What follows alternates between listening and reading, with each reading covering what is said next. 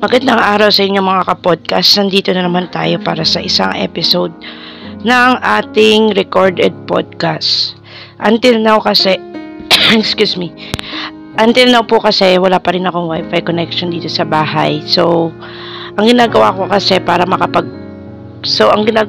hindi maputol ang ating podcast is, ang ginagawa ko, kahit wala man tayong live, meron akong supporting na podcast na ilalaan sa inyo pag sa tuwing ito muna yung ipapalit ko sa live motivational podcast natin pag Tuesday, Thursday at saka Saturday.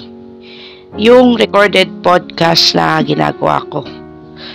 So, bago tayo mag-umpisa, aanyayahan ko muna kayo sa isang maikling panalangin. Panginoon Diyos, sa makapangyarihan sa lahat, papasalamat po kami sa inyo sa walang sawa niyo pong paggabay at pag-ingat sa bawat isa sa amin, yung mga nanonood po sa podcast sa ito. Patuloy niyo po kaming buksan ang puso at kaisipan po namin para upang sa gayon po ay marami po kaming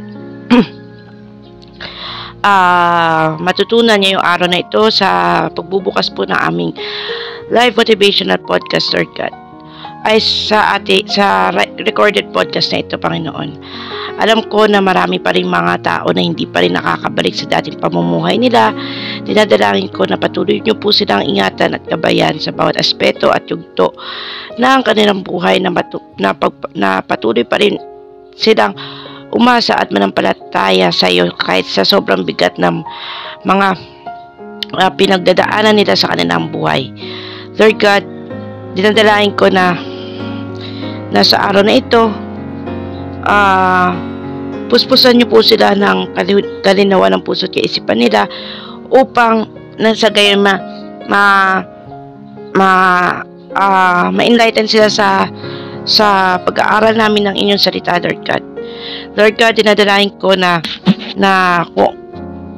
hipuin niyo po ang bawat puso at kaisipan nila na sa buhay nila, Lord God, upang sa gayon ay mas makidalan pa po nila kayo sa malalim na kapamaraanan.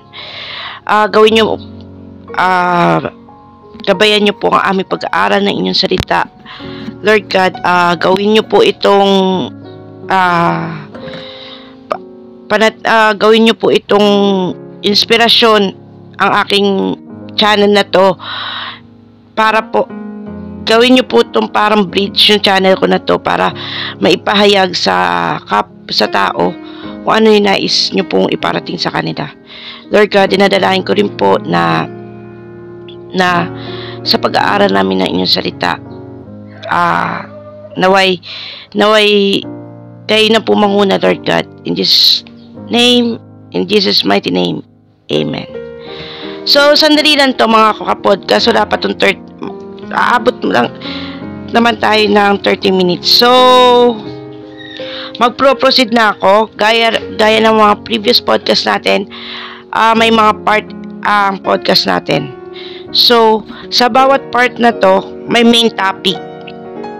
Ang main topic natin for today podcast is ang karunungan mula sa Diyos, na matatagpuan sa James chapter 3 verses 13 to 18, o sa Tagalog, Santiago Kabanata 3 versikulo 13 hanggang 18. So, babasahin ko lang sa inyo yung verse na to na kung ano yung sinasabi ni Santiago. Sino sa inyo, Santiago Kabanata 3 versikulo 13 hanggang 18. Verse 13, sino sa inyo ang marunong at makaunawa, ipakita niya ito sa pamamagitan ng wastong pamumuhay na bunga ng kapakumbabaan at karunungan. Verse 14, ngunit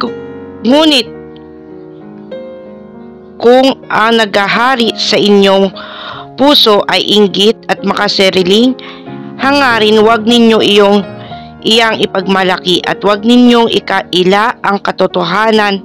Verse 15, ang kanyang karunungan ay hindi galing sa langit, kundi lupa, makalaman at mula sa demonyo. Verse 16, sapagkat saan naghahari ang inggit at makasariling hangarin, naghahari din doon ang kaguluhan at lahat ng uri na masamang gawa. Verse 17, ngunit ang karunungang mula sa langit, una sa lahat ay malinis, mapayapa, maamo, mapagbigay, puno ng awa, masaganang namumunga, na mabubuting gawa, hindi nagtatangi at hindi nagkukunwari. And the last verse is verse 18, namumunga ng katwiran, ang binhi ng kapayapaan, itinatanim ng tao, magbibigay sa kapayapaan. So, manalangin muna tayo, magpasalamat tayo sa kanyang salita. Lord, maraming salamat po sa verse na ito na i-reflect namin sa buhay namin. Lord God, dinadalangin ko na kayo na po bahala, Lord God, sa pag-aaralan namin. Naway may mapulot kaming araw na ito sa pagdidiscuss namin sa Santiago chapter 3 verse 13 to 18, Lord God. Kayo na po manguna sa inyong lingkod, Lord God, na maging spokesperson po ninyo para po mas maunawaan pa po ng mga tao yung gusto nyo pong iparating sa aking kapwa, Lord God. Ito po ang aming samot dalangin sa pangalan ni Jesus. Amen. So sa part 1, mga kapodcast, meron na tayong 1, 2, 3 puntos. At ang part 1 ay pinamagatan ko ang karunungan na may kasamang kapakumbabaan at hindi karunungan na galing sa inggit at makasariling hangarin. Bakit gusto kong ibahagi sa inyo ang Bible verse na ito? Kasi, di ba ano tayo ngayon na may bagyo, may unos, na dumating si bagyong Tino at saka si bagyong Uwan, na kung saan maraming mga puno na nagsitumbahan, maraming mga bahay na nawasak, maraming nasalanta dahil sa flash flood at kung ano-ano pa. So naaangkop din to sa Book of James kasi, mga kapodcast, is naaangkop ito sa flood control project natin. Bakit ko nasabi? Dahil sa government natin, imbis na magkaroon tayo ng stable na flood control para maiwasan natin ang matinding pagbaha, ang matinding casualty due to typhoon, kinurakot pa nila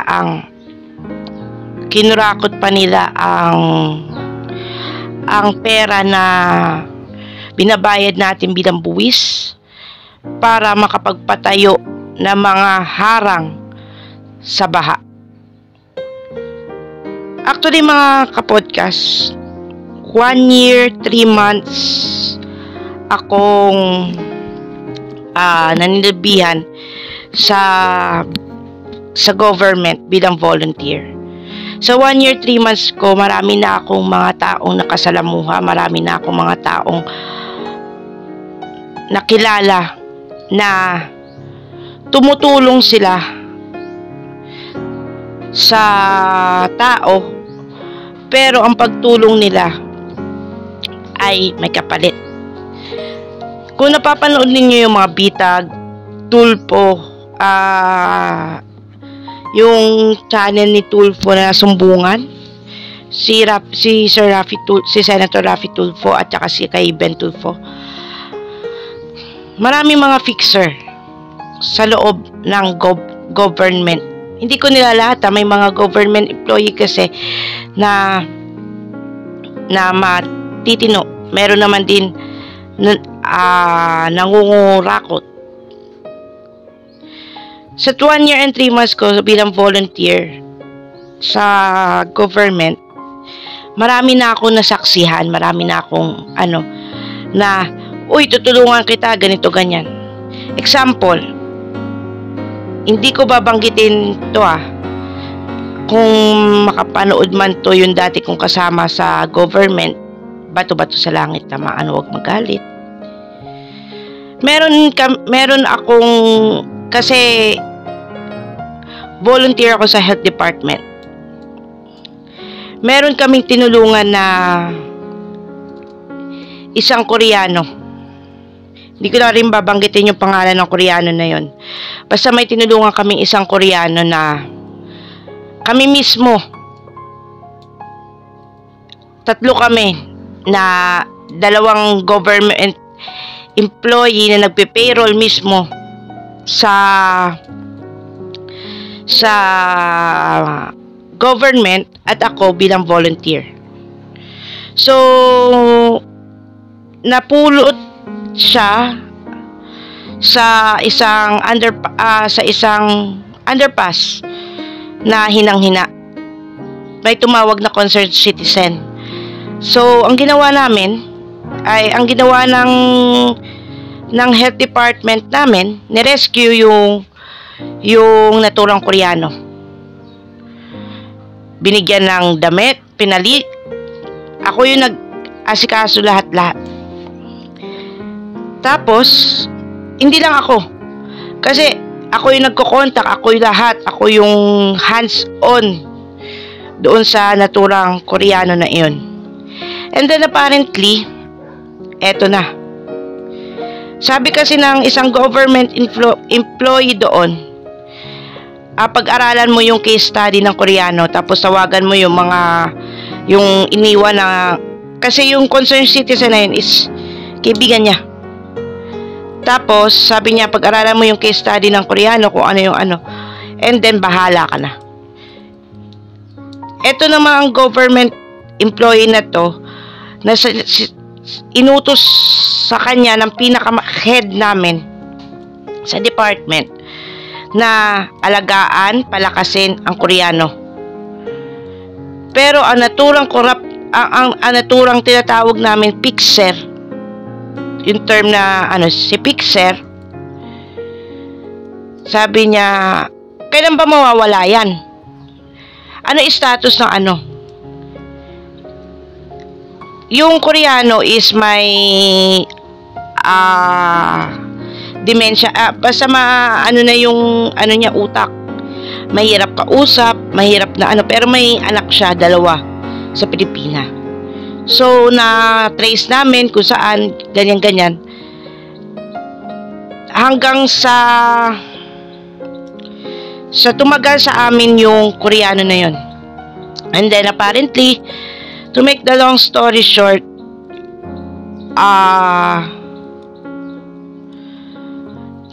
ito yung sinasabi, sabi ni Ate May, ng kapatid ko, na si Ate Mayra.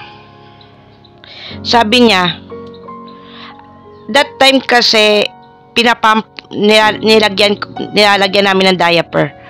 So, kakarating ko lang yun sa post ko, and then marami mga marites kasi doon sa health department namin. So during mass, kasi may mass doon sa department namin, tinanggal niya ngayon yung diaper niya. Tapos sabi niya, help me. Yun yung kasi nagdidili, ayaw ko kung ano nangyayari sa Koreano na yun. Sabi ko sa fixer na yun, itago na lang natin sa pangalan fixer, pumunta siya ngayon sa akin. Sabi niya, Bernadette, wala ka bang balak na paliguan yung alaga mo? Sabi niya sa akin. Sabi ko, di ba dapat tayo yan, fixer? Sabi ko ganun. Hindi ko kaya yung na yan. Kasi bakit di mo ba pinapalitan ko para siya kung sino? hindi mo ba pinapalitan? Pinapalitan ko yung diaper, kaso lang kakarating ko lang. Walang sumusuporta na tawag doon wala sumusuporta ng mga damit. So that time si Ate May wala. Kasi nga late na ako minsan yan dumadating sa post namin pag Sabado at Linggo kasi nagtatrabaho rin siya sa health center bukod sa health dep sa naturang ahensya ng gobyerno na yon, nagtatrabaho pa siya sa health center. So eto na, sabi ko hindi ko kaya ko siyang palitan muna. Di palitan mo na, sabi ganun ni Pixer. Sabi ko sa kanya, Pixer, kasi papalitan ko lang muna yan, pero yung paliguan mo na nangangamoy na. Sabi ko, papaano? Hindi ko nga kayang paliguan yan. At isa pa, dapat kayo yung magtatawag na magbubuhat dyan. Hindi ko kayang buhatin yan. Hihintay ko pa si Ate May. Sabi kong ganun. Tinawagan ko si Ate May. Sabi ko, Ate May, tulong. Kasi pinumputakti na ako dito. Sabi kong ganun. And then, mga after lunch ata, pinaliguan namin, nilinis namin, naging tao. Tapos, wala ng damit. Ayon sa government employee na Pixer na yon, tumapit ako sa kanya. Sabi ko, Pixer, sabi ko, pwede po ba, saan tayo nang napalit, tapos sabi kasi na Ate Myra nun, kuhanan mo siya ng hanapan, napaliguan na natin. Anong dadamit natin dyan? Tatanong ko sa kanya. So, tinanong ko siya. Sabi ko, paano namin papaliguan yan? So, sabi niya sa akin, hayaan mo maghubad. Maliit lang naman yung private part niyan. Sabi sa atin ng head natin, sabi kong ganon, ang trabaho natin is palakasin yung naturang Koreano, pakainin ng mga masusustansyang pagkain, at pag malakas na, pwede na natin i-release. Hindi naman sinabi sa atin ng head natin na napatayin ang Koreano. Pinapaalala ko lang po, doon ako umano, pinapaalala ko lang po na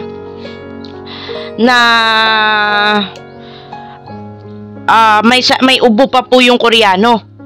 Yung hinihigaan niya po is mainit. Magkaka-pneumonia po yan. Sabi kong gano'n, magkakaano po yan. So, wala pa rin siyang concern, wala pa rin siyang pakialam. So, mabuti na lang, merong concerned citizen doon sa post namin, binigyan siya ng damit. Kasi that time, ang natitira na namin is short.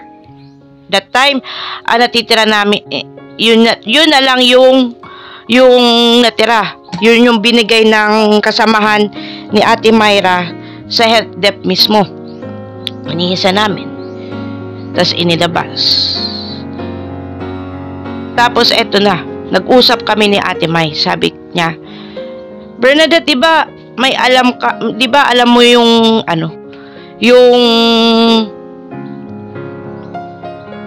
may alam ka, marami kang alam sa cellphone. So, i-search mo nga kung paano natin papadeport yung Koreano. Kasi kawawa yan pag dito yan maabutan ng kamatayan niya. Kawawa siya pagka naabutan siya dito ng edad niya, kamatayan niya, ganito, etc. etc. Sabi, ginawan namin ng paraan. Kumontak kami ng embassy. Kami lahat. Nasa trabaho nun si Ate Myra. Si May, parating yung embahada dito ng Korea. Anong gagawin? So, eto na, dumating na. Etong Pixer na to, syempre, Nung nalaman nila, nung sinabi ko kay sa isang government employee na nagpa-memorize sa akin ng case study ng Koreano, sabi niya sa akin, sabi ko, ma'am, may paparating po tayo na embahada ng Korea kasi gusto makita ng mga ng Korea, ng consulate ng Korea yung Koreano. So dumating, hindi niya alam isasagot. Dahil bakit? Una sa lahat, kami yung nag-hands-on sa Koreano na yon. Wala siyang alam na case study. Hindi niya alam. Hindi niya binuklat yung logbook kung saan nandoon yung case study ng Koreano. Yung picture na yon. And then to make the long story short, ako pa rin ang nagpaliwanag sa Koreano. Pero yung pusong tumulong, wala siya nun. Bakit? Eto na. Nung napaayos na namin yung Koreano, nalinis na namin lahat na asikaso na namin, parating na. So susunduin na yung Koreano.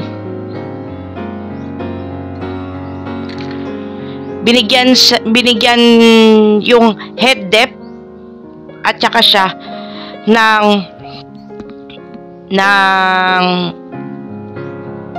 pera, pabuya ng consulate ng Korea. Pero the mere fact, hindi niya sinabi na hindi ako dapat ang tumanggap niyan, kundi ang mga taong nasa likod pa niyan, hindi ako. Wala naman din sa amin eh. Kasi ang turo sa akin ni Ate May, ang pagtulong ay hindi nag-iintay na kapalit. Ang pagtulong ay taos sa puso. Meron pang isa. Yung isang pulot namin is marami ring kurakot. Namatay. Unang-unang case ko yun na hinawakan as volunteer. Namatay siya. Tuberculosis ang sakit. Diniklara na ni Ate Mayra na dedo. Patay na. So, inilibing na. Walang kamag-anak, walang lahat. Nagsabi siya, nagpangalandakan siya doon na bibigyan ng lapida ang naturang matanda na yon na namatay. Ako lahat, ako yung nag-asikaso, ako yung anong katwiran niya? Magmula sa Koreano hanggang sa dun sa namatay na sa una kong case na hinawakan. Ayaw ko dyan, ang baho niyan. Ayaw ko niyan, may sakit na TB yan, baka mahawaan pa ako, senior na ako. Pero pinapangalandakan niya sa iba na uy, alam mo, ako yung nagpa-uwi sa Koreano, ganito, ganyan. Yung credit, lahat, sa mga tao, gusto niya siya kanya. Pero kami ang nag-hands-on, kami ang nagpuyat, kami ang nag-contact ng dapat kontakin. Sabi nga ng dalawang kasama ko, yung original na nagpe-payroll, bitawan mo yung case ng Koreano kasi wala ka rin naman mapapala dyan. Sa kanya naman halos lahat bagsak niyan.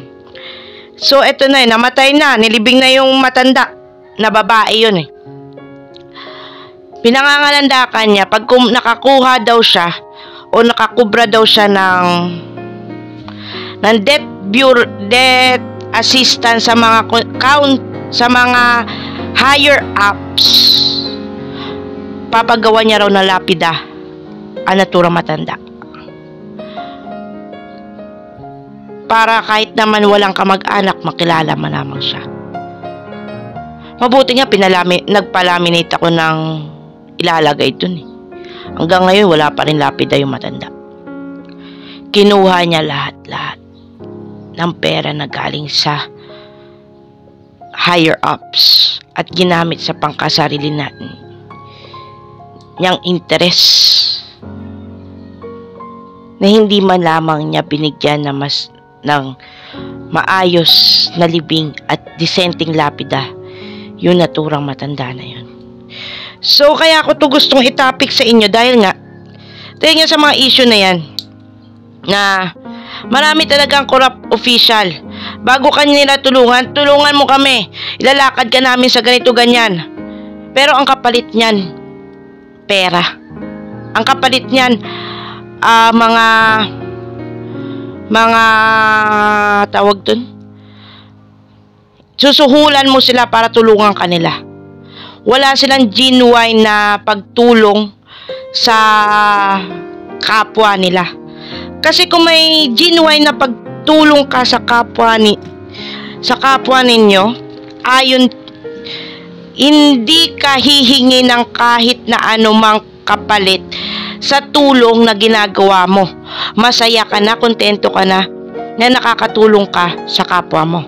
So, eto na, pag-usapan natin verse 13. Babasahin ko lang uli. Sa verse 13, ayon dito, sino sa inyo ang marunong at nakakaunawa? Ipakita niya ito sa pamamagitan ng wastong pamumuhay sa bunga ng kapakumbabaan at karunungan. Ito na yung puntos. Kung may karunungan tayo sa ating buhay, ang kaakibat nito ay mayroon tayong kababaang loob sa ating kapwa. Kasi mga kapodcast, ganito lang yan. Kung may karunungan tayo, meron tayong kakibat yan, kapakumbabaan ng kalooban. Which is, ano ito? Ganito lang yan. Humbleness of serving others na walang hinihinging kapalit. Kumbaga, tutulungan mo siya, nagpapakumbaba ka na ialay ang serbisyo mo. Kung nasa government kasi tayo, kung government employee tayo, kung may nakikinig man na government employee sa akin, kung government employee tayo, magkaroon tayo ng kapakumbabaan or passionate na kalooban sa ating buhay, sa ating pagkatao, na kung saan ang karunungan kasi ay galing yan sa Diyos. Ang karunungan natin, ibigay natin as a service to other people na walang kakayanan na maka-access sa gobyerno kasi kailangan ng ganito. Kasi sa government, maniwala kayo sa hindi, palakasan yan. Kung hindi ka malakas sa gobyerno, hindi ka magkakaroon ng PhilHealth. Kung hindi ka malakas sa gobyerno, hindi ka isisingit sa pila sa PSA, SS, sa kahit na anumang ahensya, kahit sa barangay man yan. So, ganito yan. Kung may access ka sa government, yung serbisyo mo is ibigay mo sa mga taong nangangailangan. Hindi na tutulungan kita ng ganito. In return, alam mo na. Kung magkakaroon ka ng ayuda, alam mo na. Bahagian mo rin ako. Kasi yung iba, nagkaroon na ng ayuda. Ayan na yung ayuda. Eto na. Ngayon, yung nakalista lang doon, yung malakas sa kanila. Which is totoo naman. Palakasan lang ang lahat-lahat pagdating sa ayuda. Kung wala kang kapit, hindi ka magkakaroon ng ayuda. Yun yung 1 year, 3 months na naobserbahan ko. Tapos, in return, dahil sinulat ka nila dun sa ayuda, alam mo na, yung alam mo na yun, aalayan mo na sila ng kung ano-ano. Na which is, yung ayuda na dapat na para sa pamilya nyo, may kahati pa kayo. Kung sino man yung Poncio Pilato na nagsulat sa listahan ng mga ayuda. Yun yung sinasabi sa verse 13 na magkaroon tayo ng kababaang loob. Kasi ganito lang yung mga kapodcast. Makikita sa buhay natin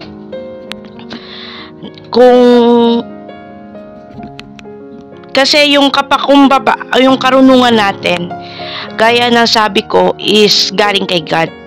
So, kung ang karunungan natin ay boastfulness o kayabangan, katulad ng picture na ikunento ko sa inyo sa intro ko, is hindi yan galing sa Diyos. Which is, kung may karunungan ka, magre-reflect yan sa kapakumbabaan ng kababaang loob sa iyong kapwa. At kung may kababaang loob ka sa pagtulong sa iyong kapwa, ayon dito sa Santiago, is, bubuksan ko lang, is, ayon dito sa Santiago, ay magre-reflect daw ito sa iyong wastong pamumuhay. Kasi kung wasto ang pamumuhay mo sa buhay mo, ang service mo kung sa government ka, ang service mo dapat sa tao ay 100% na walang hinihinging kapalit. 100% na yung service mo sa kapwa ninyo ay may kababaang loob, serbisyo na kahit na wala silang maibigay sa iyo, basta masaya ka na tumulong ka sa kapwa mo.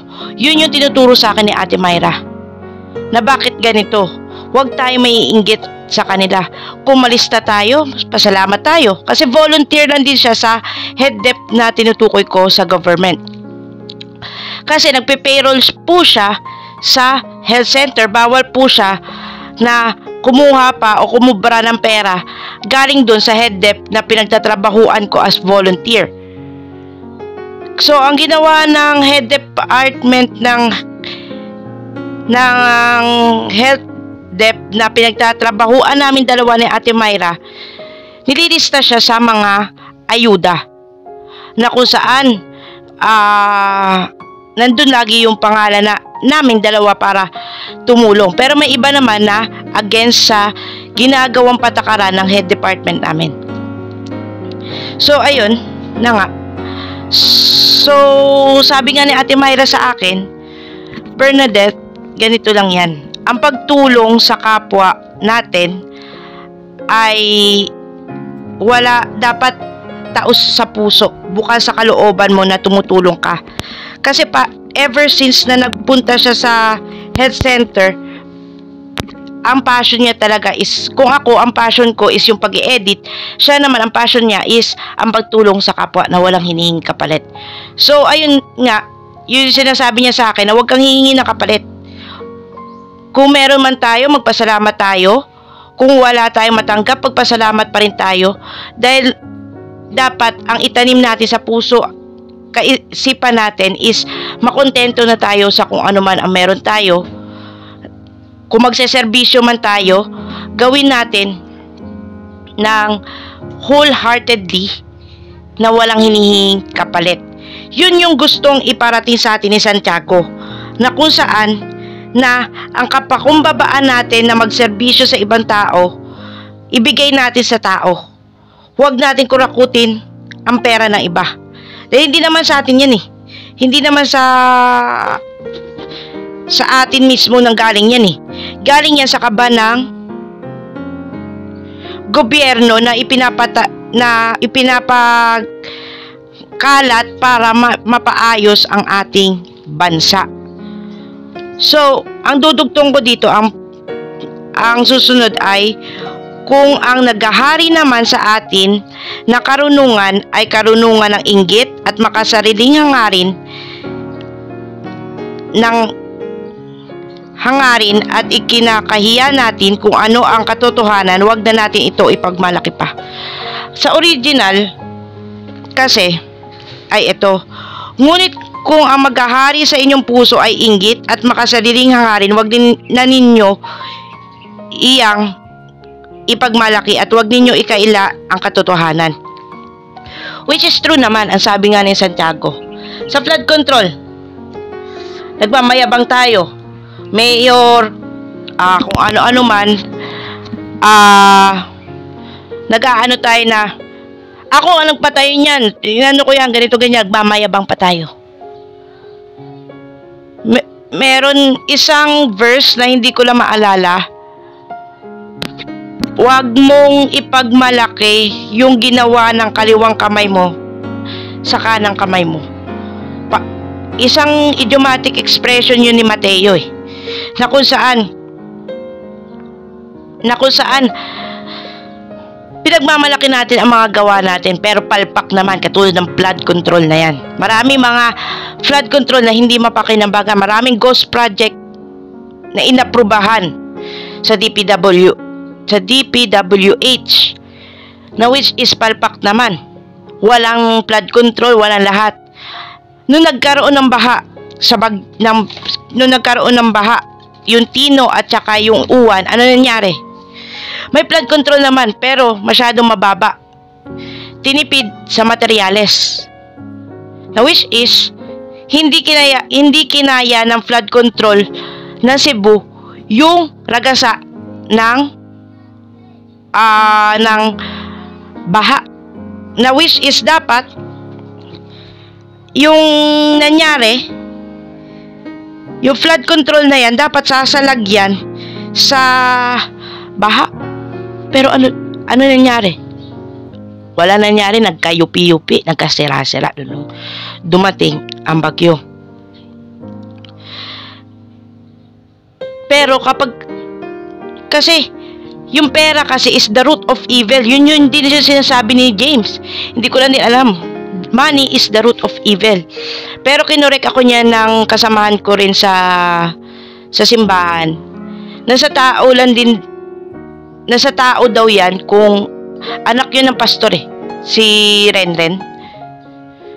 Sabi niya, hindi ko lang din maalala kung si Renren yung nagsabi or si Stanley, anak ng member namin. Sabi niya sa akin, yung sinasabi daw the money is the root of all evil, isa sa tao din daw yan. Kung magpapagamit tayo sa pera, magkakaroon nga ng root of all evil. Pero kung gagamitin natin ang pera sa wasto, sa tama, hindi daw magiging demonyo ang pera. Hindi daw tayo matutukso. Dahil yung root of all evil na yan is yung tukso. Na kung saan matutukso tayong gumawa ng mali. Tutukso tayong gumawa ng mali para sa pera. Pero kung ang pera gagamitin natin sa wasto, sa tama, hindi tayo matutukso na gumawa ng kasalanan because of money. Yun yung sinasabi dito sa verse 14, ayon dito, kung ang naghahari sa inyong puso ay inggit at makasariling hangarin, huwag na ninyo ipangmalaki. Kasi yung inggit na yan, sabi nga sa government, yung inggit na yan is, kumbaga sa batas, crime and passion yan Maiinggit ka kasi ang dami nilang pera, ganito, ganyan. Maiinggit ka at ang gusto mo, maghangad din ng ganun klaseng, maghangad ka ng mas malaking pera o kickback na galing sa mali. Magkakaroon ka ngayon ng selfish desire na gagawa ka ng isang proyekto na hindi naman magsasucceed sa huli, na kung saan ang maaapektuhan ang ating bansa. Na kung saan, ang sabi dito ni Santiago, kung ipagmamalaki ninyo, maayos naman po. 'Di ba? Yun yung sinasabi sa Senate, sa Senate, yung mga contractor na kinakausap nila, maayos naman po yung kasi ganito lang yan. Bakit maraming mga proyekto na nawasak? Maraming mga proyekto ngayon na hindi maayos yung pagkagawa. Kung maayos yan, hindi magkapiste-piste yung bansa natin. Kaya nga, ang sabi ni Santiago, huwag na natin ipagmalaki yung mga ginawa natin sa kapwa natin. Katulad din ng Pixar na sinasabi ko sa inyo, pinagmamalaki niya, pinaggangalandakan niya. Siya yung gumawa, siya yung nag-effort. Pero behind her back, alam niya sa sarili niya na hindi siya yung nag-ayos sa Koreano na yun. Dahil nung dumating yan yung Koreano sa head dep namin, ay sa health department namin, mukha siyang trapo, mukha siyang basahan. In short, kami ang naglinis sa kanya, kami ang naglagay sa kanya sa maayos na sistema, kami nagpainom sa kanya. At kami ang nagpatawag na embassy sa kanya. So yun lang yung gustong iparating ni Santiago sa verse 14, na kapag gumawa tayo, kung maganda naman ang ginawa natin, ipagmalaki natin. Kung palpak at alam mo sa sarili mo na may inggit ka, naganid ka sa pera, na gusto mo kurakutin ang lahat, huwag mo na ipagmalaki. Kung makasarili kang tao, na hindi mo isinasang-alang ang kapakanan ng ibang tao sa pagtulong mo, sa paggawa mo ng mga proyekto sa gobyerno para mapaayos ang bansa. Pero palpak naman, huwag mo na ipangalandakan. Sa ibang tao na ginawa ko yan, maayos yan eh. Kaso lang ganito, hindi namin natansya. Hindi nyo natansya bago nyo sana ginawa. Yung proyekto na yan, dapat inayos nyo. Bago nyo hinawakan yung flood control project na yan, dapat inayos ninyo at dapat isinasang-alang ninyo kung ano yung mangyayari kapag dumating ang malakas na alon o baha. If ever na may malakas na bagyo na dumating, matibay ba ito? Makakaharang ba ito ng bahay? Makakaligtas ba ito ng mga tao? Yun dapat yung isaisip ninyo. Na yun nga yung sinasabi ni mahiya naman kayo. Yun yung sinasabi ni Santiago, mahiya naman kayo, papangalandakan nyo pa. Isarili ninyo na lang. Huwag yun na ipagmalaki. Kawawa yung mga tao ngayon, no? Nasalanta ng baha. Hindi kinaya yung flood control project ninyo. Mahiya naman kayo sa ginawa ninyo sa taong bayan. Ang sunod na pag-uusapan natin na punto sa part 3 ay sa part 1 sa verse 15 na tayo. Ang karunungan ng inggit at makasariling hangarin ay hindi yan galing sa Diyos. Dahil ayon kay Santiago, yan daw ay karunungan ng sanlibutan at mula sa demonyo. Ito na magandang part, mga kapodcast. Ayon dito sa original, basahin ko lang. Puntos ko yan kasi. Ang ganyang karunungan ay hindi galing sa langit, kundi makalupa, makalaman, at mula sa demonyo. Ano ibig sabihin ni Santiago? Kung nasa government part tayo, ayon niya kay Ate Myra, maging masaya na tayo sa mga ginagawa natin na pagtulong. Maging masaya tayo na nakakatulong tayo sa kapwa natin. Kasi sabi nga kung napanood ninyo yung 10 pinagaling ng Panginoon, isa lang ang bumalik at nagpasalamat. Pero sa amin, sa part kasi namin ni Ate Myra, yung isa, dalawa, kasi 3 lang yun, 2 lang yung nahahawakan pa ni Myra, ni Ate May. Yung Koreano at saka yung isang may pneumonia namin na homeless. Yung 2 na yun, nagpasalamat sa amin. Tuwang-tuwa na kami noon, nagpasalamat sa amin. Yung simpleng pasasalamat lang, sobrang saya na. Si Jesus nga, 10 yung tinanong niya, sana yung siyam. Hindi na bumalik. Pero yung isang tao na bumalik, nagpasalamat sa Diyos dahil gumaling siya, yung foreigner, ayon sa Bible yung foreigner, yung bumalik. Na sa siyam na pinagaling ng Diyos, humayo ka. Ano sabi ng Diyos? Humayo ka dahil pinagaling ka ng iyong pananampalataya. Ang simpleng pasasalamat ay nakakataba sa puso. Hindi man tayo, salat man tayo sa kayamanan ng mundo, pero sagana tayo sa kayamanan na galing sa Diyos. Sabi nga sa Mateo, merong verse yun eh. So, eto na. May isang verse si Mateo na binanggit, na kung saan huwag tayong mag-ipon ng kayamanan dito sa lupa, bagkus mag-ipon tayo na kung saan may naninirahang tanga at kalawang, bagkus mag-ipon tayo ng kayamanan doon sa langit.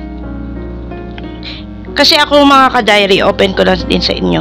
Ako po ay biniyayaan ng Diyos sa may photographic memory. Kaya gustong gusto ako ng mga teacher ko sa when it comes sa pag-discuss sila sa Bible. Kasi ako yung tipong taong papakabisado nila sa akin yung Bible na yan. Tapos yung Bible verse na yan, tapos maalala ko pero hindi ko maalala yung verse. Ganun ako. So mabalik tayo dito kay Santiago. Ayon sa original, basahin ko lang ulit, is ang ganyang karunungan ay hindi galing sa langit, kundi makalupa, makalaman at mula sa demonyo. Which is true. Halimbawa ko na lang sa inyo yung mga ganit na yung mga kontraktor ng flood control. Yung karunungan nila, ginamit nila sa kasamaan. Yung karunungan nila ay hindi galing sa Diyos. Kung galing yan sa Diyos, ayon niya kay Ate Myra, binigyan tayo ng katalinuhan o karunungan ng Diyos para gamitin natin sa tama, hindi sa kasamaan. Kung gagamitin natin ang karunungan natin, may karunungan tayo na makagawa ng isang bagay na makakatulong sa ating bansa, gawin natin yung karunungan natin na yun, gamitin natin sa mabuti, hindi sa masama. Kung gagamitin natin ang karunungan para pagnanasa natin, is hindi yan galing sa langit. Dahil ayon nga kay Santiago, ang karunungan na yan is nanggagaling sa karunungan ng mundo yan, which is yung ni Satan, karunungan na maghasik ng kasamaan, paglilinlang, pangungurakot, at marami pang iba. Ayon nga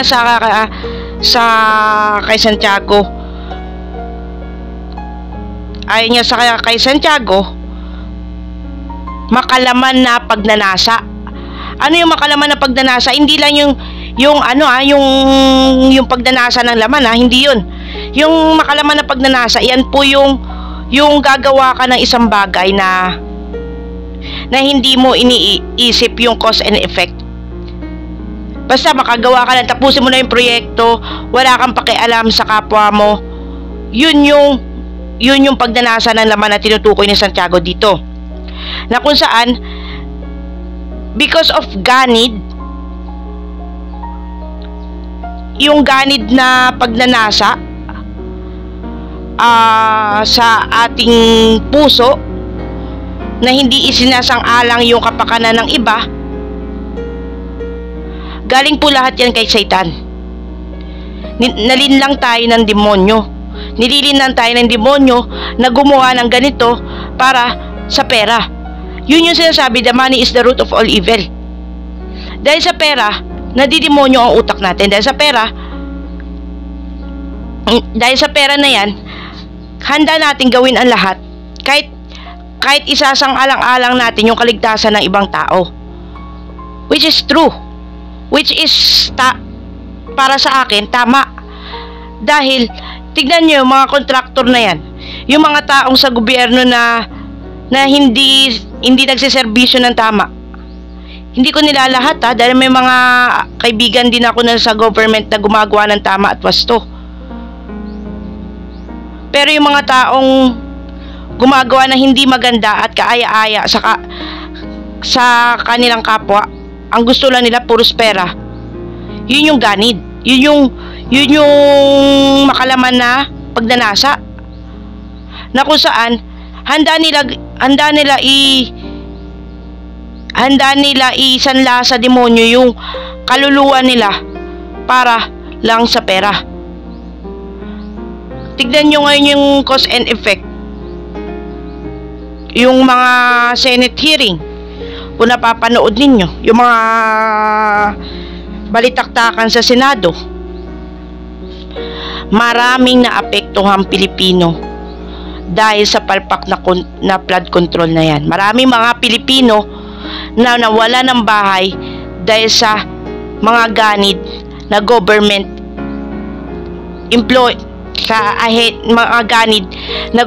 employee sa DPWH. Pinipinpoint ko na kung saan imbis na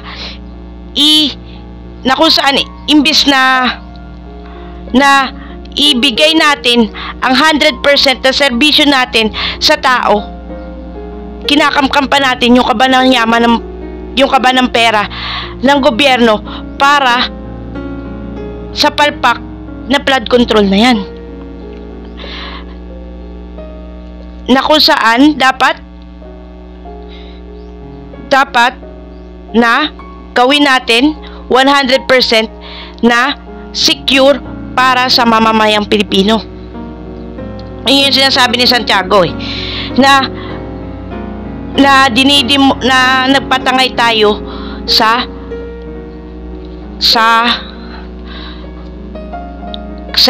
gusto ni Satan na mangyari sa ating buhay. Dahil sa makalaman na pagnanasa natin. So, dadako naman tayo sa part 2 ng ating pag-aaralan na pinamagatan kong dalawang uri ng karunungan, masamang karunungan at mabuting karunungan. Verse 16, ito yung punto na ginawa ko sa verse 16. Ang masamang karunungan, sila ay may karunungan na puno na inggit, makasariling hangaring, kaguluhan at masamang gawa. Sa original kasi, sa verse 16, dito matutunghayan natin, sapagkat saan man naghahari ang iyong inggit at makasariling hangarin, naghahari din doon ang kaguluhan at lahat ng uri ng masamang gawa. Sabi dito, inggit, makasariling hangarin ay nagkakaroon ng kaguluhan at lahat ng uri ng masamang gawa. So, anong gustong sabihin ni Santiago dito? Ang gustong iparating sa atin sa Santiago is kung may selfish desire tayo, kung meron tayo mga masasamang hangarin na naghahari dito sa ating puso, makasariling pamumuhay at saka mga kasamaan na nananatili sa puso't kaisipan natin, doon tayo papapasukin ni Satan, na kung saan ayon dito ay nag-uumpisa ng kaguluhan. Ito na nga, yung sa flood control. Balik tayo sa flood control. Masarap pag-usapan yung flood control na yan dahil sa dahil sa kasakiman sa pera, dahil sa mga makasariling hangarin na nila na magkapera ng instant, hindi na ayos yung flood control na yan. Hindi na ilagay sa tama ang pera na binabayad ng buwis ng mga taong nagbabayad ng tamang buwis, na kung saan yung mga flood control, ghost project pa. Yung mga flood control, palpak pa. Na kung saan, ayon dito kay Santiago, nagkakagulo ang sitwasyon. Bakit? Nung nagkaroon ng baha, nung nagkaroon ng bagyo, ano nangyari? Na flash out yung Cebu. Marami mga casualties na nangyayari sa palpak na flood control na yan. Kung hindi naman, meron yung flood control nakatayo dun sa Cebu. Nakita nyo naman, di ba? Kung nanood kayo ng Jessica Soho, nakita nyo naman nakatayo, pero sobrang baba. Yung iba na nga, nagkayupi-yupi eh. Pero kung tinaasan sana yung flood control na yun, wala sanang casualties na mangyayari. Kung inayos sana yung paggawa ng flood control project na yan, wala sana mga taong namatay sa mga bagyo na dumating sa ating bansa. Then napigilan sana yung pagragasa ng baha. Na which is, kung hindi sana kinurakot yung pondo para dyan sa flood control na yan, hindi sana nagkaroon ng sakuna, kaguluhan. Ang kaguluhan na yan, it means, ang tinutukoy na kaguluhan ni Santiago ay yun yung mga maraming taong naaapektuhan dahil sa palpak na paggawa ng flood control dito sa ating bansa. Na which is true naman talaga na maraming mga ang iniisip lang puros pera, puros kung ano-ano mga sistema ng para maka-instant pera lang sila ganyan. Hindi nila iniisip yung kapakanan ng kanilang kapwa contractor sila eh. Sila yung nakakaalam. Wala namang alam yung tao sa kung anong maganda at masamang naidudulot ng ginagawa nila. Basta pinatayuan lang nila, binayaran sila ng gobyerno. Yung gobyerno naman hindi naman tinignan kung pulido yung ginawa ng contractor nila. Basta babayad lang sila, okay na. Ganito lang yan mga may sinabi din sa akin si Ate Myra. Aanin mo yung kayamanan sa mundo. Ito yung tumatak sa akin eh. Sabi niya, mas masaya na konti yung pera. Basta tapat ka sa ginagawa mo. Basta maayos mo ginagawa ang tungkulin na iniatang sa iyo. Yun yung sinasabi ni Ate Myra na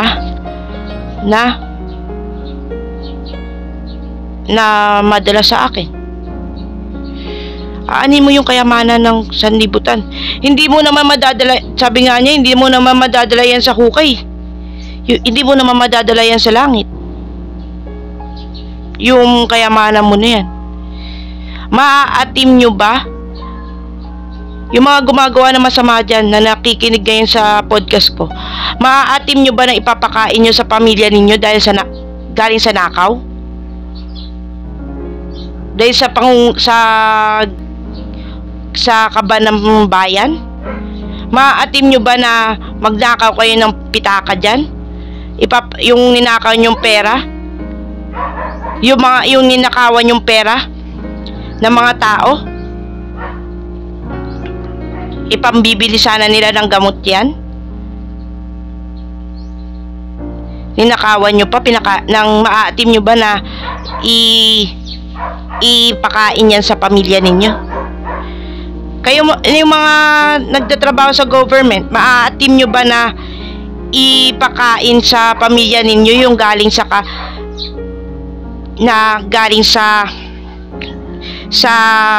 binabayad na buwis ng tao para mapaayos lang yung ating bansa? Comment down below kayo kung maaatim niyo yun. Alam niyo sa sarili niyo gumagawa kayo ng kasamaan, pero makonsensya naman sana kayo na ang pinapakain ninyo sa pamilya ninyo ay galing sa nakaw, kurakot. Na which is, sabi nga ni Santiago, galing sa masamang gawain? Maatib nyo ba na pakainin yung pamilya ninyo sa masasamang ginawa ninyo?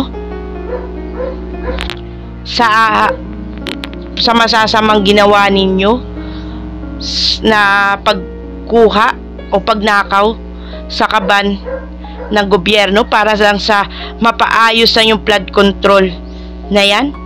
Sana ma-realize nyo, mag-reflect po tayo mga kapodcast.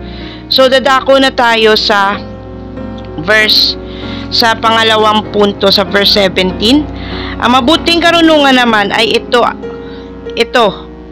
may malinis, mapayapa, maamo, mapagbigay, puno ng awa, masagana na namumunga na mabuting gawa, hindi nagtatangi at hindi nagkukunwari. Sa original verse, ayon dito, ngunit ang karunungan mula sa langit, una sa lahat ay malinis, mapayapa, maamo, mapagbigay, puno ng awa, masaganang namumunga na mabubuting gawa, hindi nagtatangi at hindi nagkukunwari. Ito naman yung sinasabi ni Santiago na dapat natin isa pamuhay na karunungan. Yung karunungan, kung na-discuss natin, yung karunungan galing sa demonyo ay yung kasakiman, makasariling hangarin. Ito naman yung dapat nating isa pamuhay na karunungan na galing sa langit. Yung may malinis, mapayapa, maamo, mapagbigay, puno ng awa, masagana namumunga na mabubuting gawa. Itatapik ko to, isasabihin ko lang to sa inyo yung sinabi ni Ate Myra. Tumutulong kami na kahit may basher kami. Maraming tumutulig sa amin sa pagtulong, the way we helped other people, which is true. Naranasan niya ni Ate Myra, pero ang sabi niya sa akin, hayaan mo sila. Dahil ang mga tumutulig sana yan sa atin, sa pagtulong natin, sila rin naman magdadala niyan sa sarili nila. Dahil ang ginagawa nila ay ang ginagawa nila sa kapwa nila ay panglalamang sa kapwa nila. Hindi dapat tayo ganun. Huwag tayo manglamang sa kapwa natin. Magserbisyo tayo na maayos sa kapwa natin. Tumulong tayo na may malinis na hangarin sa ating buhay. Magkaroon tayo ng passionate heart sa buhay natin, Bernadette. Dahil wala tayong ibang maituturo o maibabahagi din sa ating kapwa, kundi ang pagtulong na walang hinihing kapalit. Ang pagtulong sa kapwa natin na hindi na mag-aalay tayo ng serbisyo natin, na hindi tayo nagkakaroon ng inggit o guilt sa puso natin, na dapat yung pagtulong natin is bukal sa puso natin, na hindi tayo nagiging ganid, na dapat pagka tinulungan kita, kailangan may kapalit yan. Hindi ganun.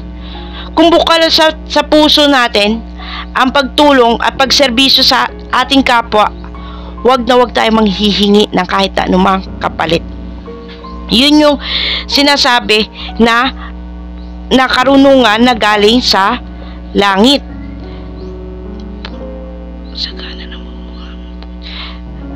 Puno ng awa. Magkaroon tayo ng awa sa ating kapwa. Diba sabi nga sa isang verse na hindi ko rin maalala kung saan kung saang Bible yun, ay kung saan Bible, kung saan book yun, basta may nabasa ako na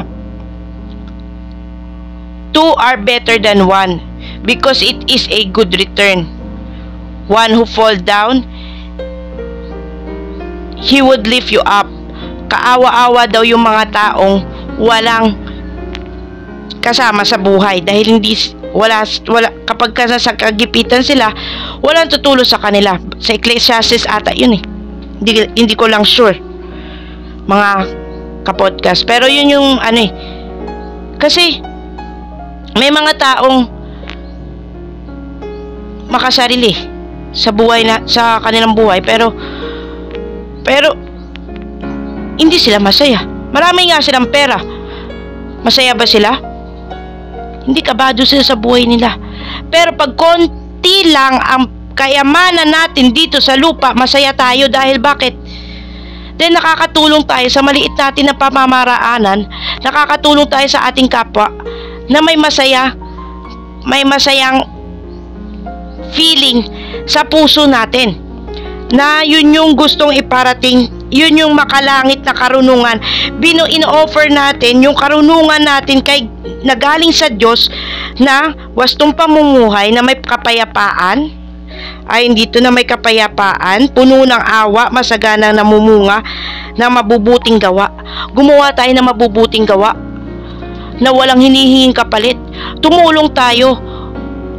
Dahil kapag tumulong tayo, masaya ang pakiramdam natin na sa ating buhay. Yun yung gustong iparating ni Santiago sa wastong pamumuhay. At ang panguli, yung verse 18, namumunga ng katarungan ang binhi ng kapayapaan. Tinatanim ng taong maibigin sa kapayapaan. Pag may karunungan tayo na galing sa Diyos, mamumuhay tayo ng payapa. Pero yung karunungan na galing sa demonyo, wala tayong security dyan. Dahil bakit? Ang iisipin natin, mangungurakot tayo sa gobyerno, mangungurakot gagawa tayo ng project na hindi naman maayos. Dahil sa demonyo. So ayun na mga kapatid, mga kapodcast, sana may natutunan kayo dito ngayon sa ating mumunting podcast na ito. So i-announce ko lang dito na po natin tinatapos ang ating podcast ngayon. So bago ko tapusin, mag-a-announce ako baka sa Monday, kasi nakikigamit na ako sa kapitbahay ng wifi, nag-upload ako ganyan. Siguro by Monday, yung mga true to life story natin mapupunta na lahat sa TikTok. Meron na akong ginawang channel sa TikTok na life motivational channel on TikTok. So sana suportahan nyo rin ito, mga kapodcast, yung shorts ko doon. Kung nagustuhan nyo itong bago ko tatapusin, aanyayahan ko muna kayo sa maiksing panalangin. Panginoon, maraming salamat po sa araw na ito na nag-aral naman muli kami ng inyong salita. Patawarin niyo po kami sa mga kasalanan na aming nagawa. Panginoon, dinadalangin ko na tulungan niyo po ang mga kapatiran ko ito, na naway ang karunungan nila ay magsisilbing ang karunungan na gagamitin nila ay manggagaling lamang sa inyo, na ang karunungan nila gagamitin nila sa wasto at tama. Ingatan niyo po ang bawat isa sa amin, sa aming buhay, sa aming pagkatao. Gabayan niyo po sila, naway magkailaw na po yung mga tahanan nila, naway makaparecover na po sila sa nakaraang bagyo. I-anoint niyo po sila sa inyong mapagpalang kamay. I-comfort ko po sila sa madilim na yugto ng kanilang buhay. Sa mga gagawin pa po namin, naway dinadalangin ko na kayo na pong bahala magbasbas nito, Lord God. I-provide nyo po ang pangangailangan ng bawat isa sa amin. Maraming salamat po aking Ama. Ito pong aming samot dalangin sa pangalan ni Jesus na aming tagapagligtas. Amen. May the Lord bless you and keep you safe and make His face continually shine upon you and give you